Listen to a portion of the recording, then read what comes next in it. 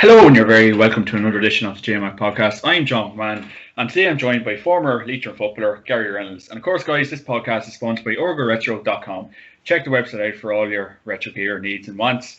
And Gary, my good man, how are you, sir? John, not too bad, yeah. No point complaining, mate. Yeah, doing well. Thanks for having me on. Good stuff. No worries at all. And how's tricks with you these days? You're saying off air. Tell me earlier on, you're working away and keeping yourself busy, and you're not pulling your hair out. No, working away. I've overload of hair at the minute, John, without the harbours being open. But apart from that, I'm not too bad. Yeah, I'm working away from home, and look, it brings its own challenges, of course, being stuck at home all the time. But I'm not going to complain because I know there's an awful lot of people in worse situations. So I'm lucky that I have the option. So no, doing well, yeah. Yeah, definitely, and yeah, it's probably like a broken record at this stage. But Gary, we've been in this crack for the last year and a bit, and it's frustrating. It's probably we can't really foresee anything, and it's hard to kind of look beyond. And there's no roadmap for returning. But how have you been during the COVID? Like, I know obviously as we've alluded to, you're working away, but how's your routine, or are you training, or how are you keeping yourself busy, I suppose? Yeah, no, John, it's funny you go through. I think I've seen a few bits of jokes flying around on social media and stuff. You kind of go through a couple of different stages. I think at the beginning, everybody enjoyed the lockdown and ate what they wanted and, divulged on everything. But I think then all of a sudden we got fed up of that and you end up getting in good shape. Then all of a sudden you do another 360 because it ended up lasting longer than a lot of people thought. So I'd say, I was joking with a mate of mine the other day, I've been in and out of good shape about 3 times last year.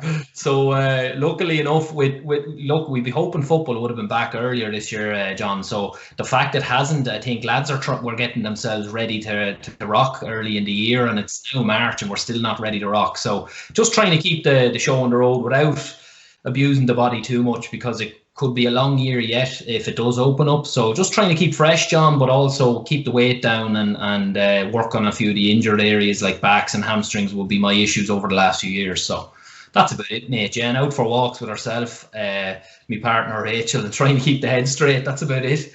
Yeah, she's much the same, and yeah, like I'm kind of incorporating all of these into my podcast now. But I suppose, how important is it, guys, as we are all locked away? Really, we can't see our mates, we can't go for pints, we can't do this, we can't do that.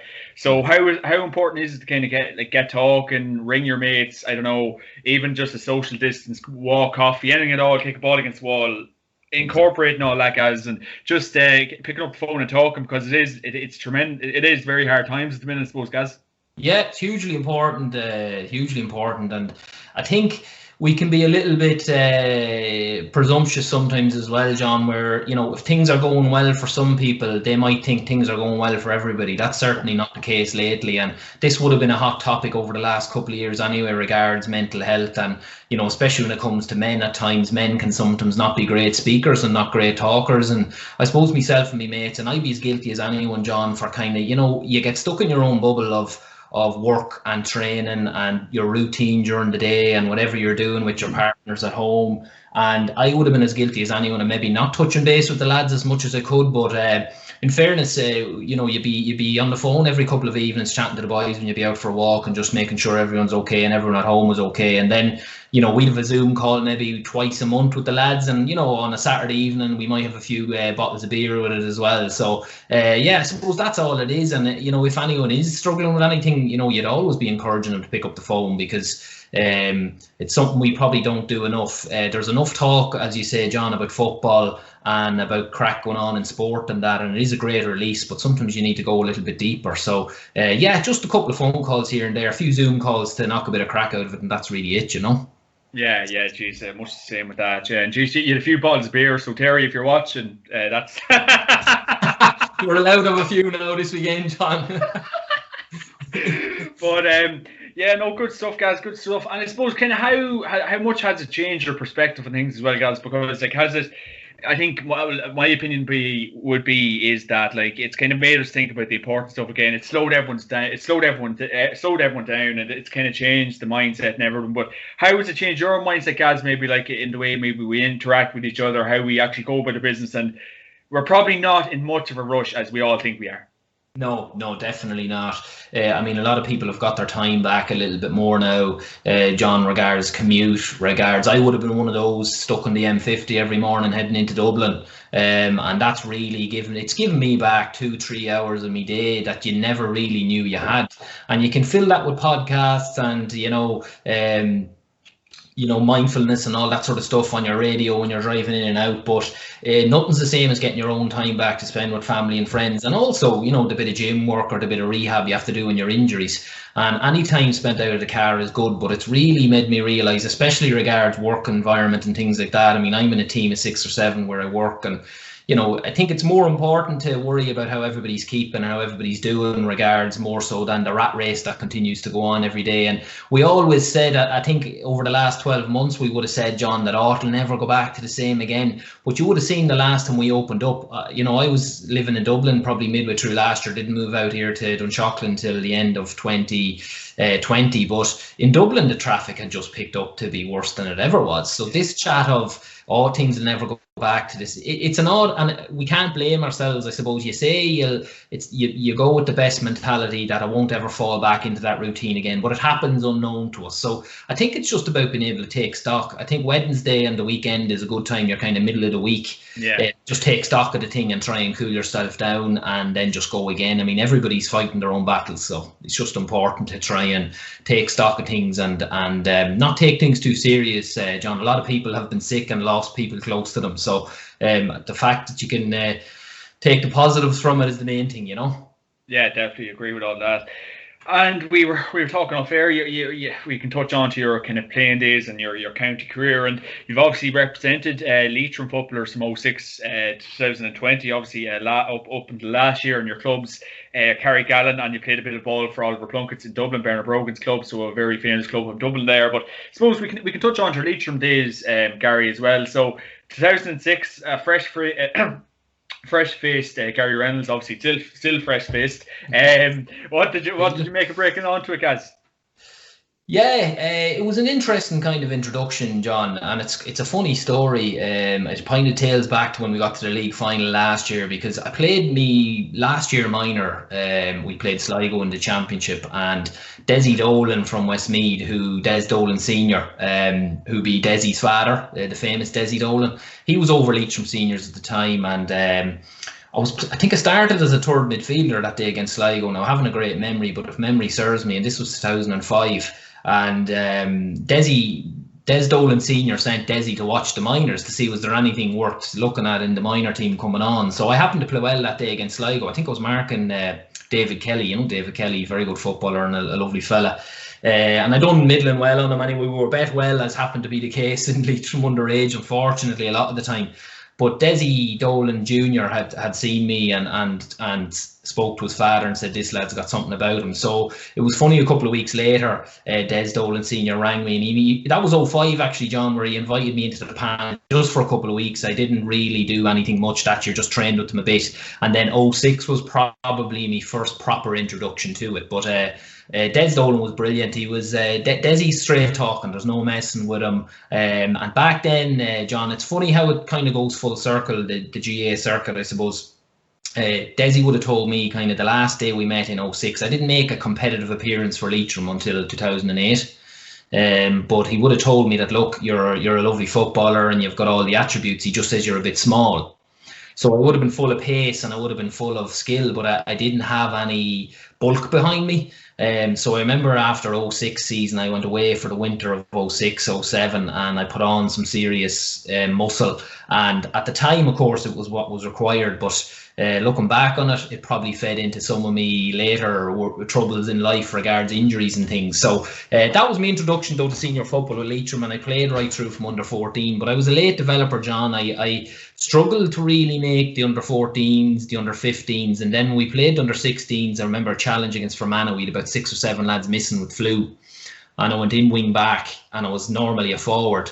And I think I played very well anyway that night, but I ended up being a wing back from there on, and it just pushed on. So yeah, an interesting introduction, and I have great memories of that time, Yeah, definitely, without a doubt. And kind of break. I always can ask this kind of question, but I suppose in Connacht and the league and everything that came with it in them early years, I suppose, Gary, And they asked this kind of like to all the former players, but like how enjoyable was it to kind of play in likes of the kind of perimeter I'd give it is up until about 2011, and that's probably when it got very defensive in my opinion anyway. And so yeah, like what was it like to maybe play in them kind of early years, and how enjoyable was it all, Gary, in say Connacht League and even the FBD League, because it was probably all out attack and enjoyable football, I suppose, guys.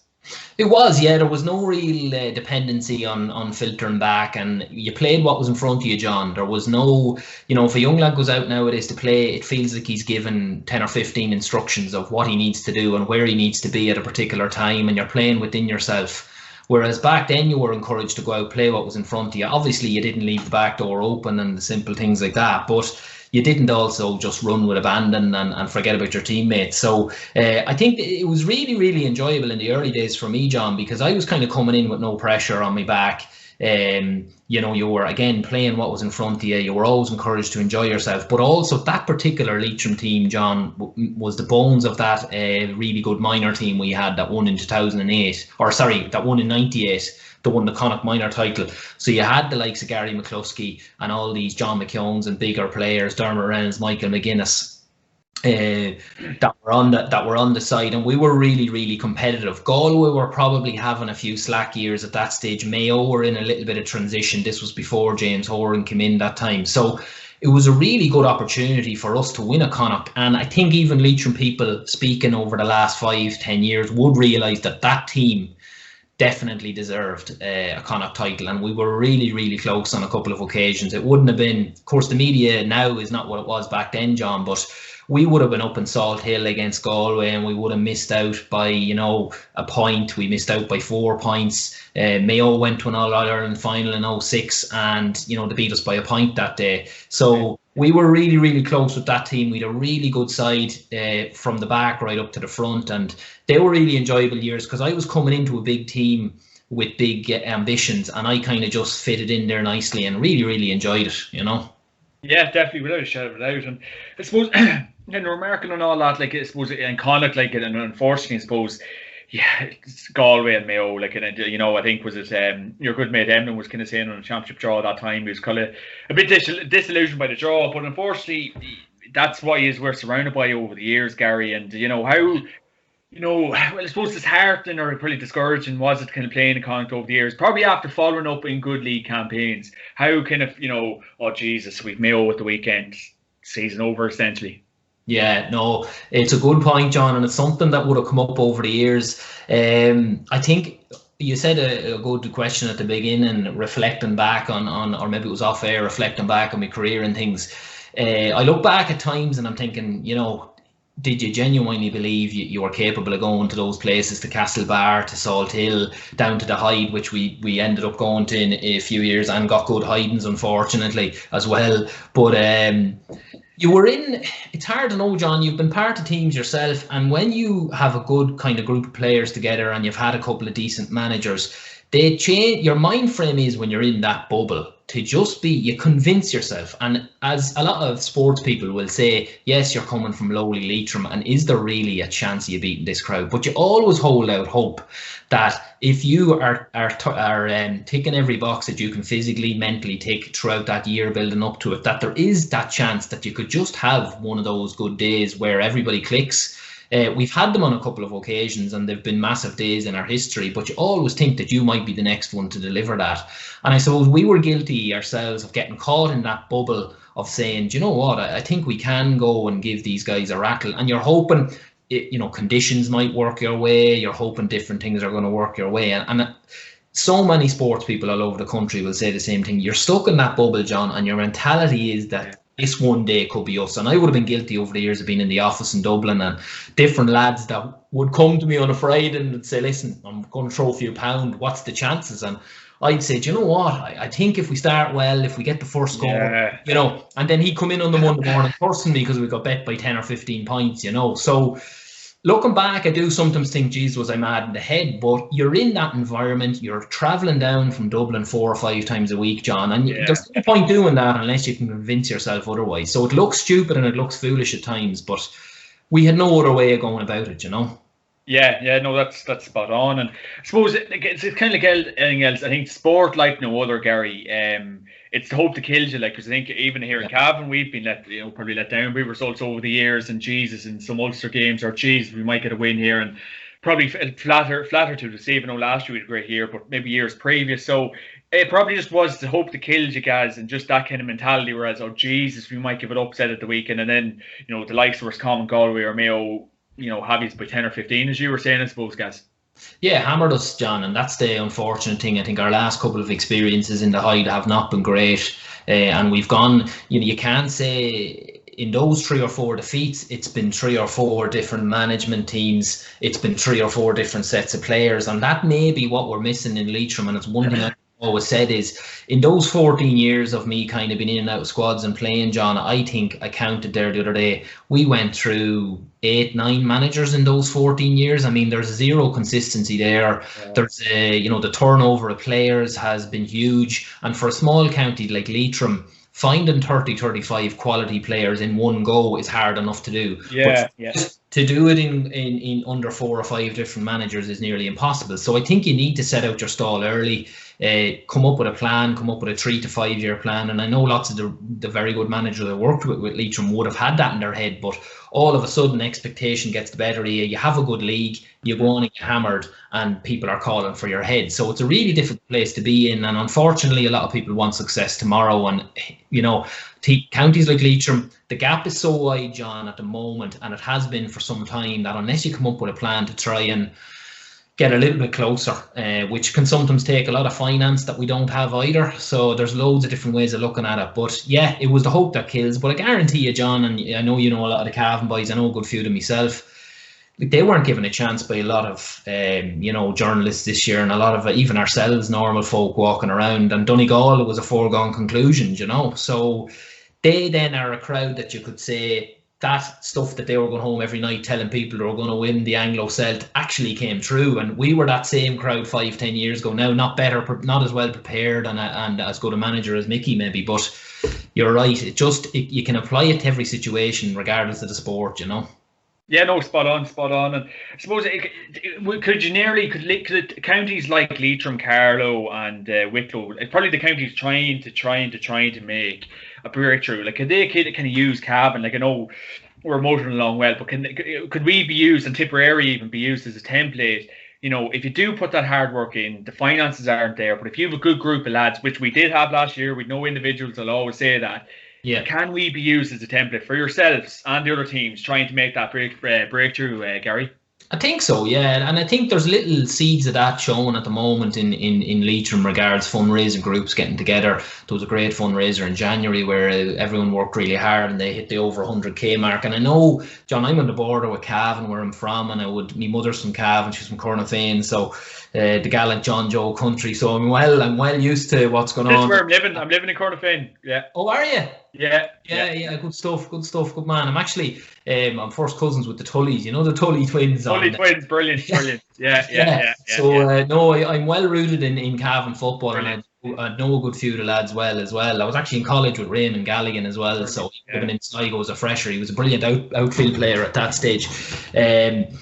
So I know it's not Cavan aren't light years away, but the Cavans and Roscommons I would treat as very similar, and they're both either side of us. And Longford continue to punch above their weight at times as well. And they're not getting the millions that the Dubs are getting, John. So it seems to be good fundraising, a good county board, and a real kind of plan going forward as to how they want their underage teams to go. And I think it starts at under 14, under 15, John. There's no point. Yes, your seniors need a certain amount, and of course getting promoted to Division 4 is brilliant, but something needs to be coming 10 years down the line. And I think what Cavan and Roscommon, all those under 21 teams, those Ulster teams in Cavan finally came to fruition.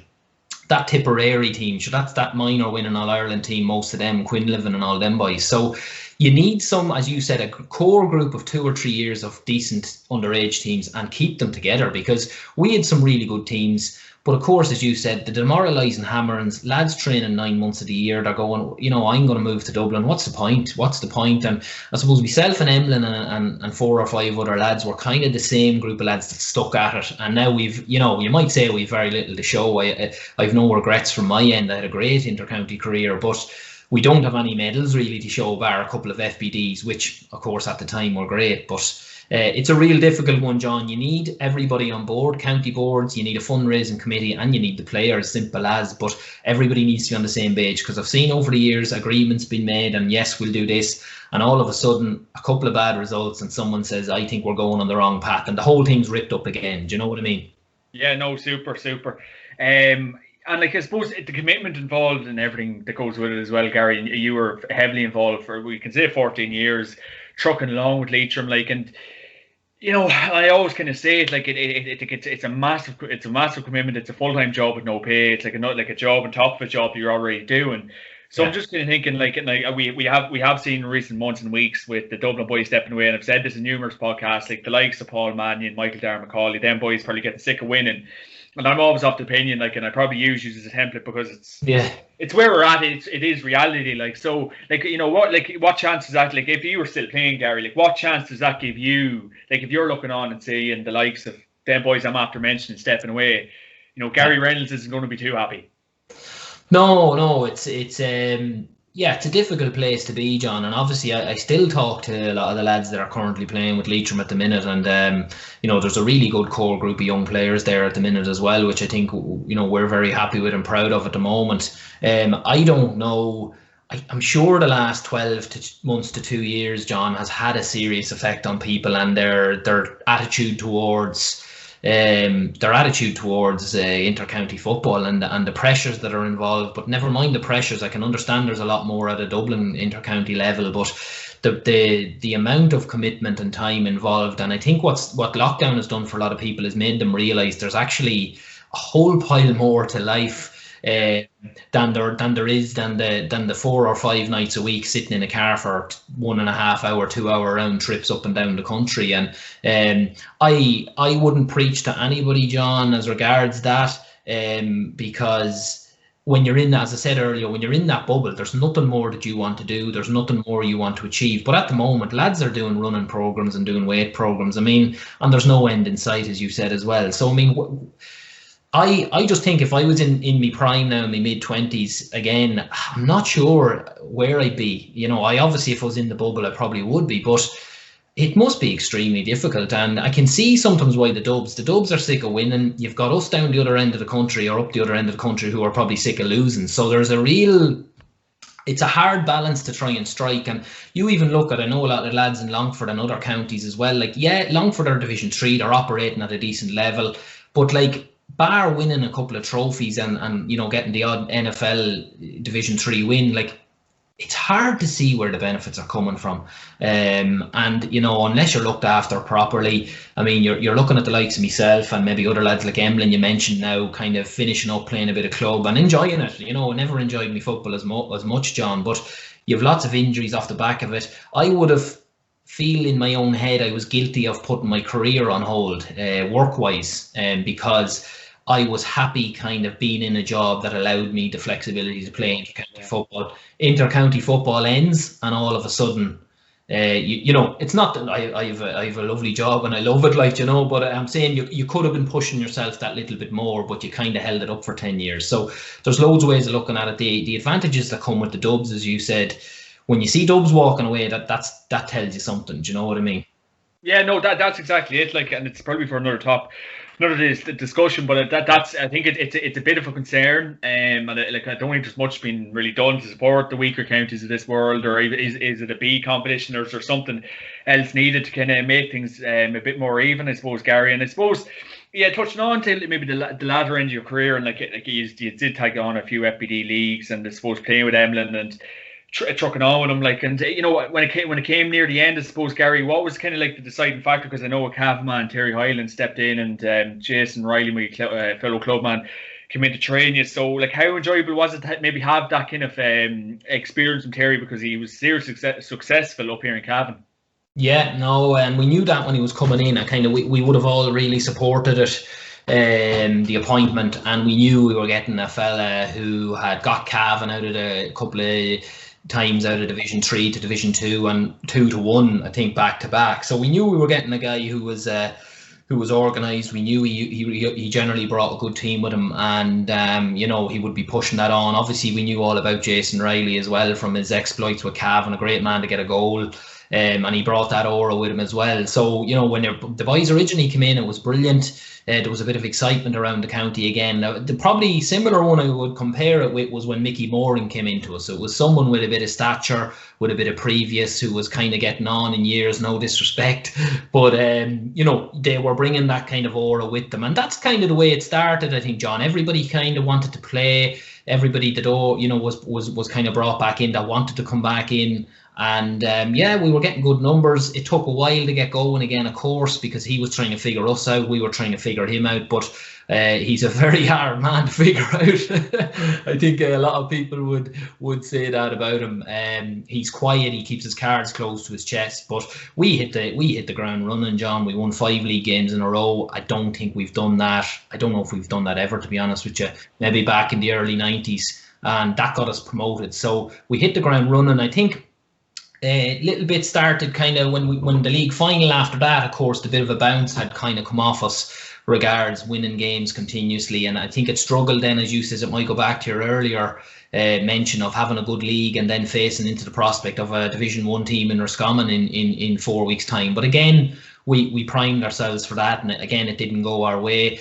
Jesus, John, was there stuff I thought could have been done better? Of course there was. I suppose I was in stuff went well, stuff didn't go well, but I was in my later years. So I kind of done a full 360 in a sense that when I was captain a few years ago, I was kind of very vocal. I was involved in a lot of stuff. And then when I walked away under Benny in 2019 and came back in 2020, I says, right, I'm going to come in here. I'm going to kind of focus on myself and try and bring on a few young lads in the background and give them a bit of assistance. So I didn't get too deeply involved, and I didn't really discuss too much with anyone else or get stuck into it. I just kind of focused on myself and helping the team as best I could. But I mean, they've got a good thing going there at the moment. And again, I left last year because there was a couple of times I felt with Terry that he could have been doing with me on the team. I knew I wasn't the force I was a few years ago. I'm quite happy to admit that through injury and through different things. And as I know, John, we talked earlier, the modern game is totally different than it was when I started. It's all about pace. It's all about you know, you don't have to be going around carrying muscle anymore. It's sometimes the skinniest lad will get on the team ahead of the bigger filled lads. So I was understandable of that, but I did feel we probably had an area around at the back at 6 there that could have helped out more, and that wasn't the case. So once it came to the end of the year and the year kind of petered out because of the championship defeats, I just felt it was probably time for me to step away and wish them the best of luck. And there was no ill feeling or anything like that, you know. And I still support them every bit of the way that I can, and I still chat to the lads regularly. So that was kind of my experience with Terry, which we didn't have much, but it was regular positive, John, because I got another run out in Croke Park, which I didn't think I'd see again. So, you know. Yeah, definitely. I suppose, and all them league wins that you did put together, like I definitely remember following you, because I was following you closely, obviously with Terry coming in, and obviously Gio. Geez, I was probably watching as much as watching Cavan that year, and obviously he's got to that league final against Derry, and obviously lost out by a few points. Everyone thought it could have been a giant killing. You could have got over the line against them. But what was it even Gary, like, was it refreshing to get them couple of wins in a row, get that bit of a buzz back in Leitrim, and, you know, get to Croke Park, Gary? Of course it was, yeah, of course it was, John. I mean, we had gone from a couple of years, and look, I've been part of that many National League campaigns, you know, where we won 2 in a row or 3 in a row at the beginning, and you're thinking, here we go again. You know, we had a great win down in Ockram maybe 7 or 8 years ago, and we generally believed that was 4 in a row, I think, at that stage.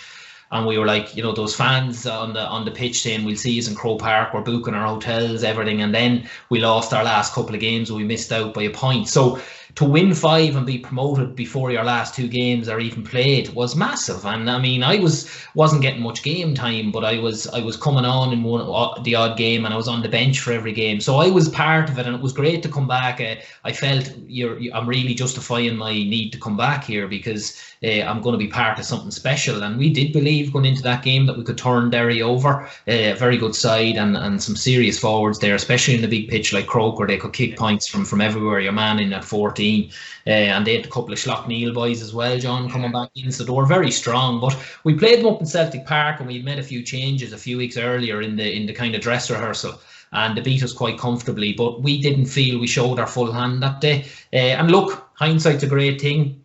I do think there could have been a couple of things done differently, but I would never criticise for that. I felt the game was there for the take, and we could have maybe went for the jugular a little bit earlier. We only lost by 4 in the end, and the game was in the melting pot up until maybe 10 minutes, 15 minutes to go.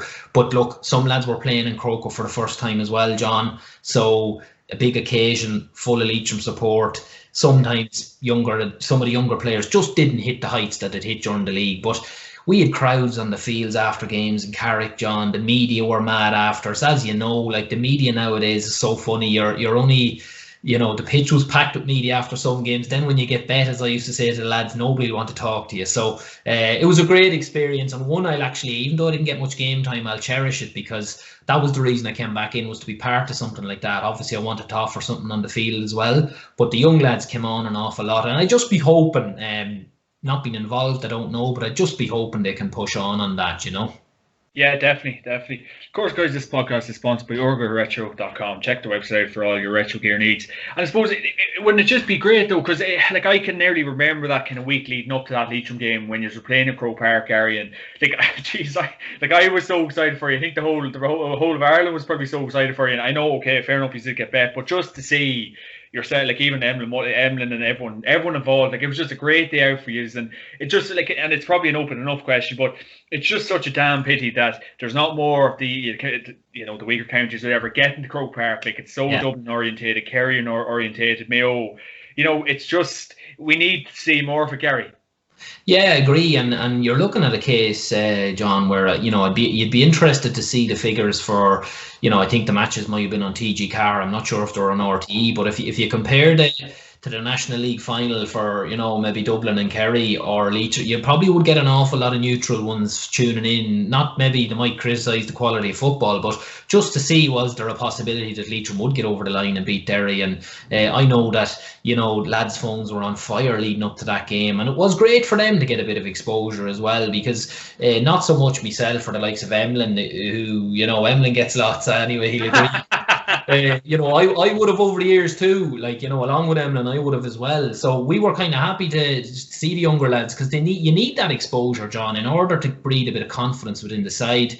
And that's what I was hoping it would do. It would propel the lads on to Division 3, regardless of what happened in Championship or in the league final. And that exposure has worked to a point, because a lot of that group, now there was a good few that left last year, but a good part of that group has stayed on. And you'd hope that the experiences of playing in Croker means they wouldn't be fazed by too much more. But it was brilliant for us. We don't get too many days in the limelight.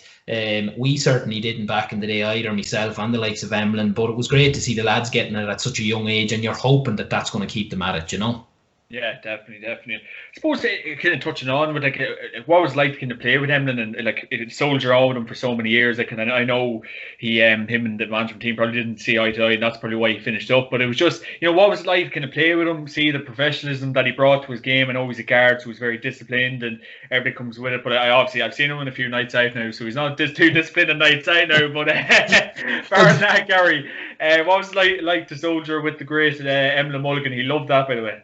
Yeah. No, I don't think too many of us were too disciplined sometimes, John, nights out. But look, me and Emlyn were very close. We would have come up right through from minor. We made our debuts the same day out in New York under Desi Dolan, and of course went out after for a few nights in New York, and that was it. Then we kind of blended straight after that, and then we came back and played Galway, actually, John, in Pearse Stadium a couple of weeks later in the semi-final. And you might remember Emlyn kicking 11 points that day. I think he kicked 10, he kicked 7 or 8 frees and and he really announced himself on the scene at that stage, because he had been with Sligo Rovers and he was kind of toying with the two. But no, the two of us were as thick as thieves. We always had each other's backs regardless of the situation.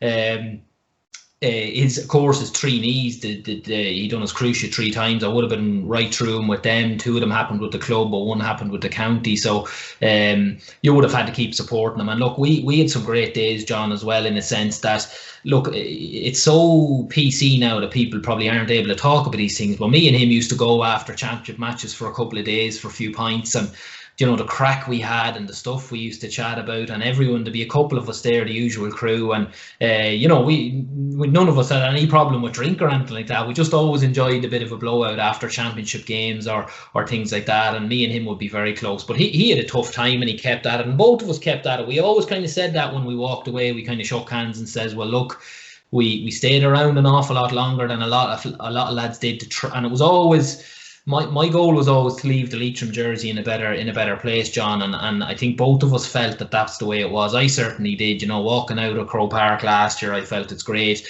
I started actually in 2006 with an appearance in Croke Park for the Tommy Murphy Cup final, and finished with a kind of a Croke Park appearance. Now, I wouldn't say appearance, I was on the bench, but you know what I mean. And I think that was a good way to leave it, and I think both of us will have neither of us will have any regrets. But he was a special talent, John. Yeah. The good thing about Muggsy was Muggsy had the confidence and he had the ability to just go for it. Yeah.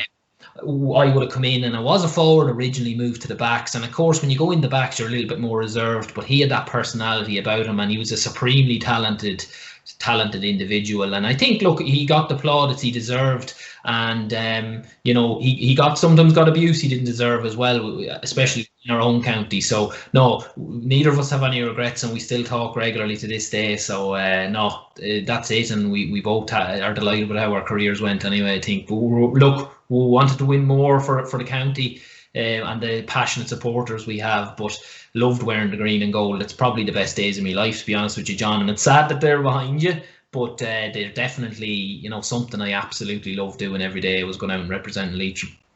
Yeah, definitely. I suppose, like I've always remarked, obviously yourself and Emlyn, like the leaders really for Leitrim football, and it's kind of like the Berries are class act. So it's just kind of when the year does kind of finish up, and you're just thinking, Jesus, like, for the application, for the hard work, and the rest of the Leitrim boys, are all putting it in, but like you pair of boys always probably would have stood out. So it's just kind of unfortunate, like you've the same standard of players playing within Ireland, and you're thinking, Jesus, them pair of boys are class acts. They should probably be hitting the Connacht finals and being on the TV more, getting more publicity. So when the year did end for yourself, Gary, like in every year for Leitrim, whatever, like were you kind of thinking, Jesus, like I wouldn't mind my talent was being shown on TV, and of course Emlyn's as well, a bit more, you know, for the application and desire and training that he's put into it. Yeah, you would, you know, there's no point lying, John, and sitting here saying you wouldn't care or you don't care, but you would get a little bit, especially now the way media is, there's nearly access to a lot more of those kind of lower tier games and Division 4 games, whereas back in our day, you know, you were slumming it, and sometimes the pitches weren't great and things like that. Everything is kind of brought it up a step or two now, so there's no point me sitting here and lying and saying, oh no, we would have loved a little bit more chance to kind of show ourselves on that national stage. You know, the Croke Parks, as I said, my 2 appearances came in my first year and my last year, so those 14 years in between that where we didn't appear in Croke Park at all, you know, so it's unfortunate, and we had some serious players playing last year in Croke Park, John. You might remember the Ryan O'Rourke and Paddy and lads like that were kicking points for fun, and you know, the talent is there. Now, it's not on a scale of Dublin or any of these teams, but the talent is there, and unless these guys get encouragement to do that, I don't think they're, you know, you're going to lose a lot of players, and I think that's where the GAA is probably losing out a little bit more. But myself and Emlyn, yeah, look, we wanted to win more, John. We didn't.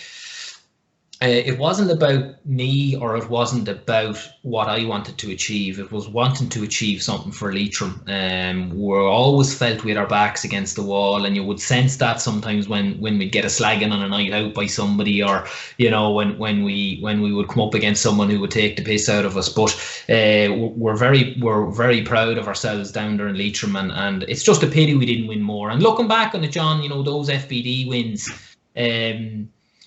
that we had in 13 and 14, you know, we probably didn't enjoy them at the time. Again, you're in the bubble and you're trying to push on, or sorry, it was 12 and 13, I think. You're trying to push on, you're trying to win the league and win the championship, and we didn't probably enjoy them enough, because at the end of the day, you know, they were fairly big deals at the times, and they're the only 2 medals we have from playing with Leitrim. So, you know, and then we won a Railway Cup actually in 2014, John, as well. And I think that's at times like that, myself and Muggsy and Colin McCran, the goalkeeper, you'll remember, was in the panel that time.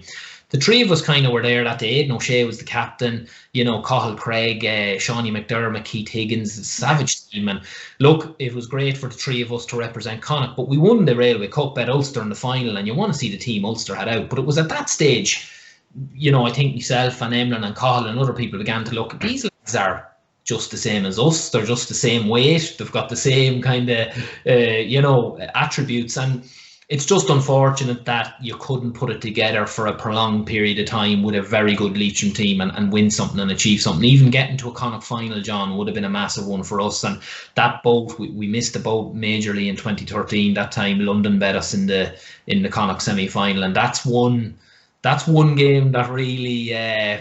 oh, Jesus, I can't even nearly talk about it, to be honest with you, because it went to a replay, you might remember, and we played them in Hyde Park because you couldn't play them in London at the time.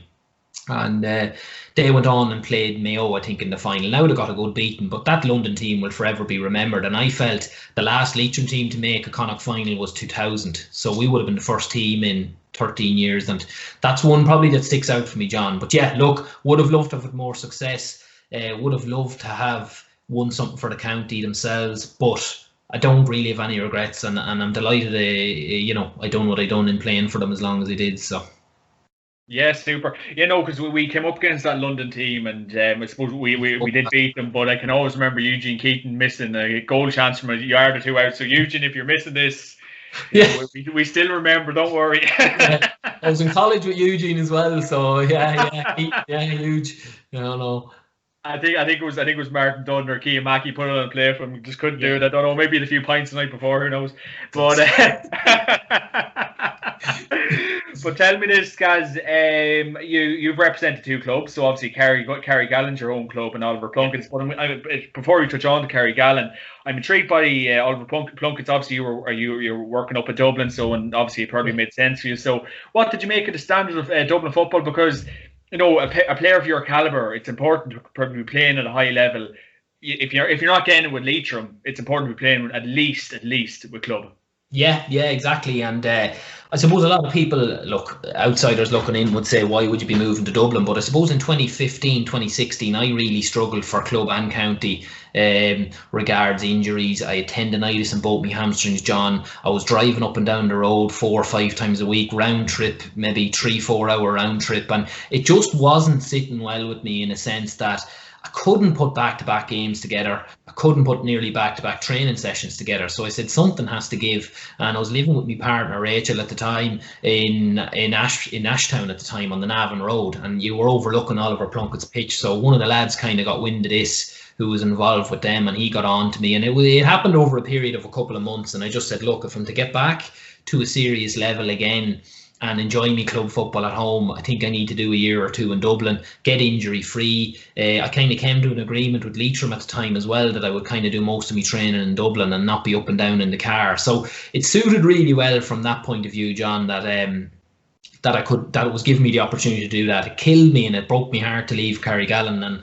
I'm delighted to be back down there playing again and have, you know, back playing with the lads. But it just made sense for me at the time. And as you say about standards, it was, you know, I would honestly say it was a step up on Division 4. It was Division 3, Division 2 National League football you were practically playing. Or even Division 1 maybe. But you could even go, well, depending on who you were marking, yeah, you could go Division 1 as well, John. But like the position I played, which was centre back, like, you know yourself, the spine of the team and the spine of most club teams in Dublin, like, a lot of the time they had their best player maybe playing at 11, and I remember the first made me debut for the lads in Plunkett's. I have some great friends there as well that I'm still in touch with. But we played St Jude's in St Jude's pitch, and Kevin Mack was centre forward, and I came out. And of course, look, you wouldn't be admitting this at the time, but when the two teams are warming up, I was kind of looking down, thinking, who's wearing 11? Yeah. I was thinking, is Kev Mack wearing 11 there? And he might be in full forward. He'd be in full forward. And looked down and seen 11 on the back, and I says, Jesus. Or maybe, do you know what? I seen 14 on the back. I says, not too bad. So I lined out at 6. And sure, who comes waltzing out to me at 6? Only Kevin Mack. He kicked 2 points that day, John, and I think he had a goal opportunity just wide. And I actually If you had given me that at the start of the game, I'd have taken it, because we beat them, I think, with a last-minute goal by a point. But that was my introduction to Dublin club football, and it was my first league match with them. So if I wasn't up to scratch, I'll tell you, after that game, I was fairly blown, because when he runs at you, the pace, the power, they don't have any weakness, John, these players in Dublin. And we had lads on the Plunkets team who sometimes weren't making the first 15. And I guarantee you, John, and it's no disrespect to anyone in Leitrim or Cavan or Longford, but if they went down to Leitrim or Cavan or Longford, they'd be damn near close to making a county development team or a county team. It was just that high. And I'll never forget my second game I went out. And the good thing about the Dublin club football, John, was there was like league games. They play off 4 or 5 league games in the space of 2 or 3 weeks. So you'll have Wednesday, Saturday games. And it was great because the games just kept coming.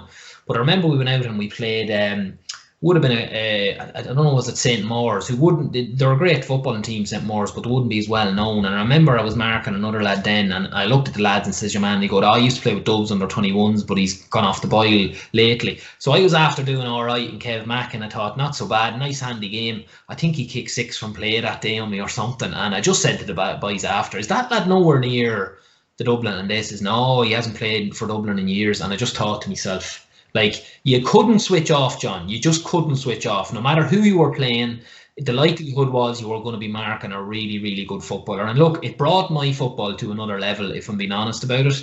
And I got in great shape up there, and which meant I could go back to Leitrim and I could go back to Carrigallen with a higher mentality. That wasn't why I moved, I'll be honest with you. It was just to try and get the body back, get the mentality back. And I had a couple of great years in Plunkets. We fancied ourselves to go all the way, and there was loads of mitigating factors, but it just didn't happen, you know. Yeah, no, because I can always remember, I think Conor Mortimer, he played for Parnell's, yeah. And I remember in an interview he was saying literally like the Dublin Club Championship's like probably like a league, like as you were rightly saying, like a league, a national league, whatever. Like, so it does go to show, Gary, that's where the standard's at, and you can't switch off. Like, and I suppose even in the club championship, we see the Dublin Club Championship games on TG Card and sometimes RTE, and like what was like to even play in the Dublin Club Championship as well, Gary, because as you were alluding to there, you know, you're the best players in Ireland, Gary. Yeah, and look, these lads weren't household names, John. A lot of lads were just standard Dublin club players, and my God, like, you know, they were brilliant. Like, we, you know, even playing the likes of Vincent's, and Connolly was missing, and I was rubbing my hands thinking he was missing, but the lad who stepped in for him was every bit as good a footballer. Do you know what I mean? So, and like as I said there, in training, I'd be marking Nesty Smith, as you'll know, like. The man would score from anywhere, or Alan Brogan then would step out to centre forward, and you'd just be saying to yourself, like, there's no rest at all. So it was a brilliant experience. Like Parnell Park under lights, the matches as well, John, which is something I'd love to see brought in down the country a bit more. The matches were on Thursday nights under lights, Friday nights under lights, Saturday nights under lights, prime time viewing where everybody could go to the games. And look, you would have seen a bit of criticism for Parnell Park the last few years for club championships. There's nobody at the games, and oh Jesus. But the games we played in Plunkets would have had a really good travel following from out the Navan Road. They were great experiences. And as I said again, like Paul Curran was over us as well at the time, you know, former Dublin wing back. He was very good. But you would have been fired up and you would have been delighted. And I mean, you're playing ball into the likes of Bernard Brogan and Alan Brogan and Nesty and these fellas. Sure, it was great to be kicking ball into them. It didn't come back out to you too often, which was great. But the standard was just, our club team was very good, but you could name 6 or 7 other club teams that were just levels above, John, and it was county standard stuff. The gear, the layout, the stuff in the dressing rooms before matches. It was stuff that, you know, you'd be sometimes over the years with Leitrim, you'd be doing very well to get, you know. So everything was lifted a couple of levels. You'd see the TV cameras coming in, you'd be saying, this is just standard in Dublin, and it brought me on brilliantly, and I made some great friends there whom I'm still very close with as well. So it was a great experience. Look, I didn't want to have to leave my own club, and you know, you'd have different people, of course, would have given me a bit of stick, and I was well able to take it. But I'm back down there enjoying my stuff now again, and enjoying being back with the lads. So yeah, no, super. And I suppose even kind of playing in the Dublin Club Championship, and obviously when your season did end with Leitrim, and unfortunately we were talking May and June, so lots of football still to play. So like, how special was it to kind of jump in like the Dublin Club Championship, like play with the players are after saying, and kind of, I suppose even Gary, like for the application and effort you and because Emily played for St. Bridget's Dublin, I know, I'm well aware of that as well. Yeah. So it probably, what's the best way to describe it? you deserve that bit of professionalism that you've got with playing for them clubs because you slogged there for so many years. Yeah, no, that's a part of it too, John, and that was something I was kind of wanted to be clear about when I was leaving. I wasn't leaving for that recognition or for that kind of moment in the lights in Parnell Park. I certainly wasn't. It was genuinely to just try and get my body back on track and quit going up and down the road, and it worked. Because I've extended my career by a few years. When back then, John, I genuinely didn't think I could keep going the way I was going. I was getting injections every other week to try and play games, and it didn't make sense. So, yeah, no, look, it was lovely to play up there. And of course, there was lads, you get a bit of abuse too during the matches as well, because lads would know maybe who you were or had read reports, and that came with it too. But no, it was lovely to play, and even Paddy Maguire went up to Bridget's and we played against each other. I just missed Mulligan by a year. Muggsy went back down the year before I joined Plunkett, so I missed out. I would have loved to rattle at him and he would have loved to rattle at me, but played with Paddy, against Paddy. He was with Bridget's, and we had a great battle, and it's stuff like that. Their memories you'll remember, and obviously playing for your own club at home you never forget, and their memories you remember. But it was lovely to play up there, I will say, John, and you're in the city and you're heading to games on a Thursday night, and there's a great buzz in the air, and look,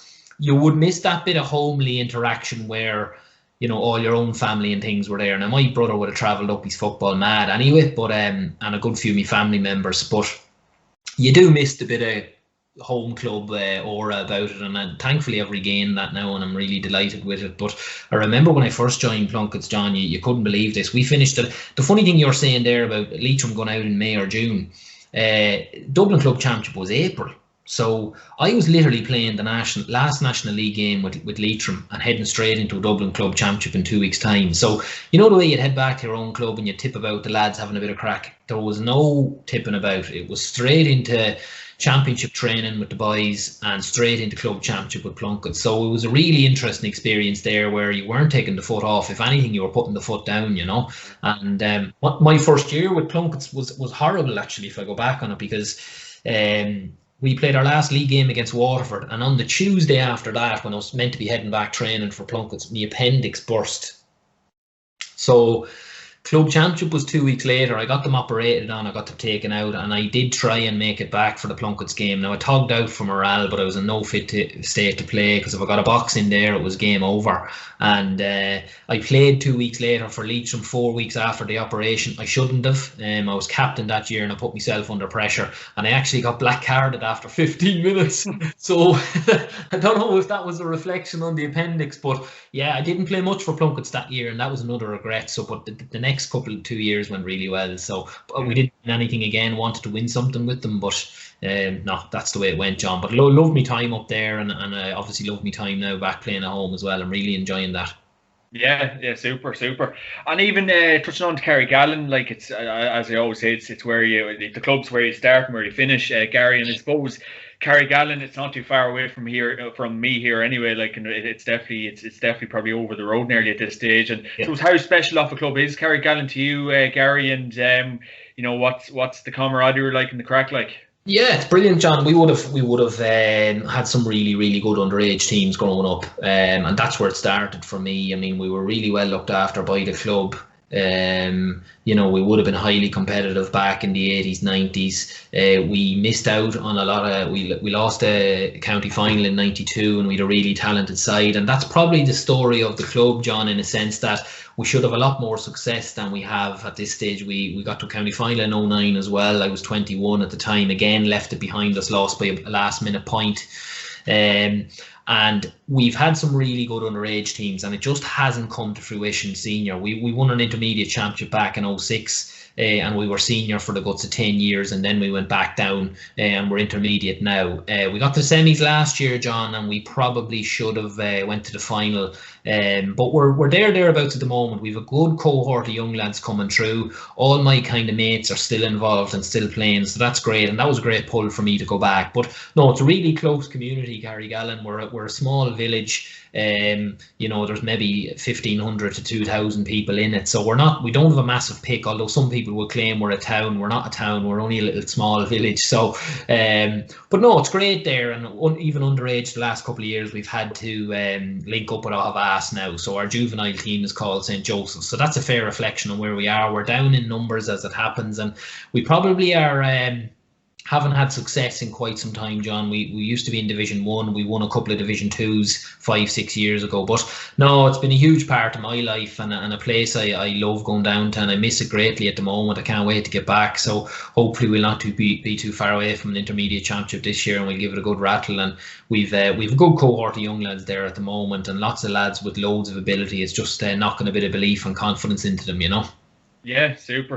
And I suppose the standard of Leitrim club football as well, like obviously in Dublin, it's as you were playing, it's very high. So what's it been like over the years, Gary? I suppose when you were playing in the club championship in Leitrim, like, did you feel, you know, I'm always kind of probably going to, a majority of the day is going to get the better of a man, or what was it like for you, like, and when you did kind of finish up at the county, and like you did throw your lot in with Carrigaline as a club over the years? Yeah, not necessarily, John, as you know yourself. Like, it's very hard sometimes leaving that environment with Leitrim to be in, you know, playing at a really high level and coming back into the club. You sometimes think you might get an easy ride, and it was quite the opposite sometimes.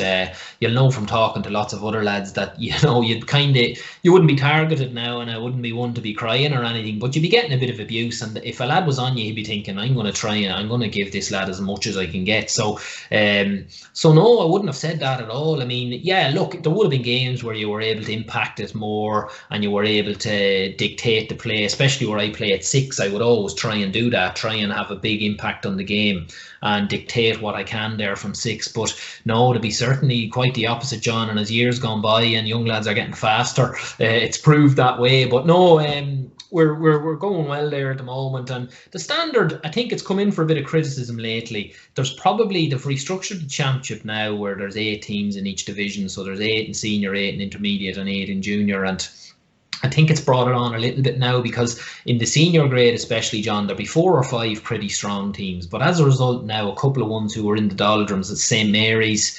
Melvin Gales, teams like that now are breeding a couple of younger lads. So it's not the Ohawillans. Ballinamore are coming. It was kind of dominated by Ohawillan and Mohill there for 6 or 7 years. So that's improved it slightly, and there's loads and loads of footballers with ability. The problem I'm finding, John, is, and it goes back to our original conversation, is trying to keep them at it.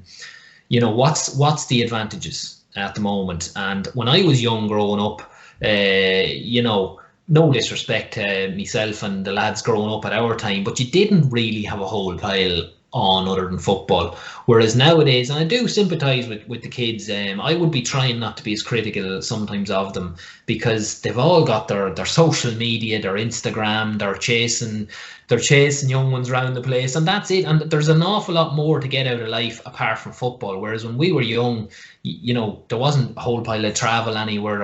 You weren't jumping on planes, flying anywhere. And I do think that's probably where things have fallen off a little bit regards Leitrim club football. That we're finding it very hard to keep young lads playing, and I'd say it's probably reflective of other clubs as well, you know. But I think we just need to keep trying to build a club game in Leitrim, because without a decent club game, you're not going to have a whole pile going on in the county team. And at the moment, there's lots to be done, but you know, we've had a couple of exciting championships, so hopefully we can keep going that way.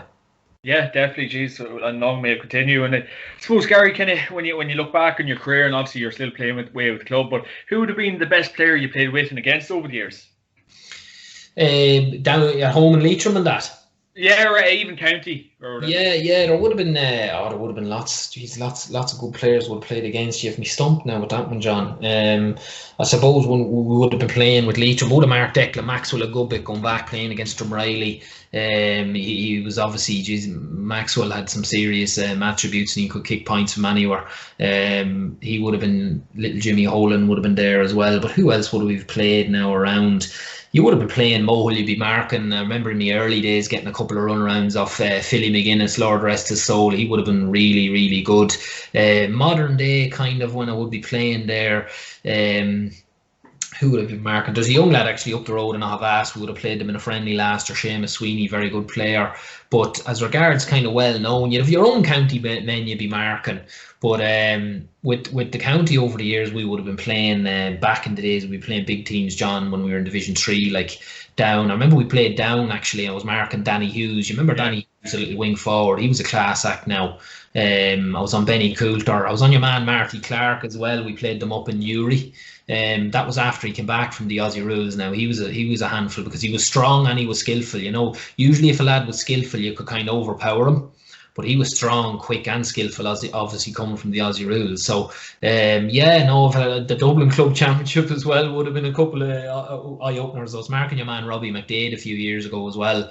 I think he was nominated for an All-Star this year, but he was playing centre forward and dropping back. So, no, I've had a couple of tough ones now. I marked Mackey a few years ago, actually, against Cavan, I think, in a friendly, and he gave me an awful run around too. So, there's been lots of lads there now that... you wouldn't have been looking forward to doing it, John, but that's really it now. Yeah, could be here all night because I usually had a lot of tough lads to try and handle. Yeah. It was getting to narrow down to one, but there's no point, Gary. That there's probably been a lot over the years. But Gary Reynolds, that was absolutely brilliant. Thanks a million for joining me on the JMac Podcast. And of course, this podcast is sponsored by OrgaRetro.com. Check the website out for all your retro gear needs. Gary Reynolds, thanks a million. I'd love to do a pint with you and Emlyn Mulligan and chat about Leitrim football. Yeah, no worries, John. Anytime. Please, God, if things open up, we might get one in. But if we get for a pint at all, we'll be delighted, wouldn't we? Or even Cornafane. Cornafane, my chickens. Absolutely. Gary Reynolds, you're top man. Thanks very much. Thanks very much, John. Take it easy, mate. Cheers, Gary.